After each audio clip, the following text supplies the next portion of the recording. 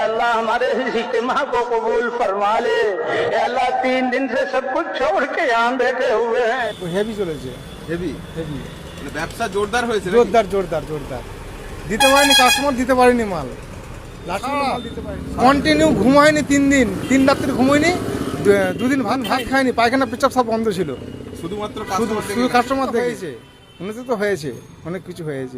অর্থনৈতিক স্বাবলম্বী বহু ছেলে মেয়ে করে খেয়েছে বললে হবে না, ব্যবসা করেছে, এত বিজনেস করেছে যে কল্পনা করা যায় না। ওদের মনের এত আনন্দ, এতটুকু বাচ্চা থেকে বড়রা মানে মনের আনন্দে তারা বিয়ে করে। হ্যাঁ, এইটা চলে যাওয়ার পর তারা খুব মনের মানে কষ্ট পাচ্ছে, মনে করে এটা ভাবছে যে আরো কিছুদিন হলে, আমি এইটা ব্যক্তিগতভাবে আমার মত যে আরো কিছুদিন হলে তাদের বোধহয় আনন্দ হতো আরো। হ্যাঁ, এরকম ইজতেমা তো হওয়া দরকার তো বটেই।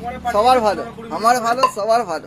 আমি একটা ধরুন অন্য ধর্মের ব্রাহ্মণ বাড়ির ছেলে, তা আমরা কিন্তু প্রত্যেকেই সহযোগিতা করার চেষ্টা করেছি, হ্যাঁ, যেটুকু পেরেছি করেছি।